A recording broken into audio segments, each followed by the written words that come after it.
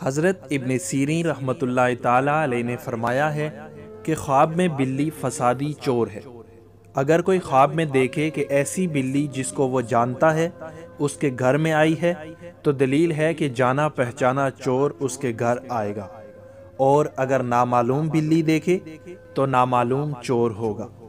اور اگر دیکھے کہ بلی گھر سے کوئی چیز کھا گئی ہے یا لے گئی ہے تو دلیل ہے کہ چور اس کے گھر سے کوئی چیز لے جائے گا، اور اگر دیکھے کہ بلی کو مارا ہے تو دلیل ہے کہ چور کو مارے گا۔ حضرت ابراہیم کرمانی رحمۃ اللہ تعالیٰ علیہ نے فرمایا ہے کہ اگر خواب میں دیکھے کہ اس نے بلی کا گوشت کھایا ہے تو دلیل ہے کہ اس کو اسی قدر چور کا مال حاصل ہوگا،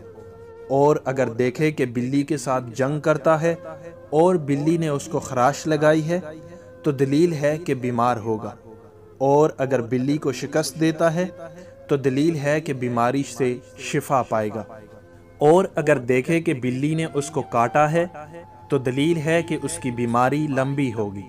اور بعض اہل تعبیر نے بیان کیا ہے کہ خواب میں بلی کی تعویل خادم ہے۔ حضرت دانیال علیہ السلام نے فرمایا ہے کہ جو شخص بلی کو خواب میں صبح کے پہلے حصے میں دیکھے گا وہ 6 روز تک بیمار رہے گا، اور اگر غلام خواب میں دیکھے کہ اس نے بلی کا دودھ پیا ہے تو دلیل ہے کہ آزاد ہوگا، اور جس گھر سے وہ آزادی پائے گا اس گھر کی کسی عورت سے شادی کرے گا، اور اگر ذات دیکھے کہ اس نے بلی کا دودھ پیا ہے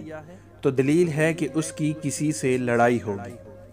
حضرت جعفر صادق رضی اللہ تعالیٰ عنہ نے فرمایا ہے کہ خواب میں بلی 7 وجہ پر ہے: چور، چغل خور، نوکر، بیماری اور لڑائی جھگڑا، اور اللہ ہی بہتر کو خوب جاننے والا ہے۔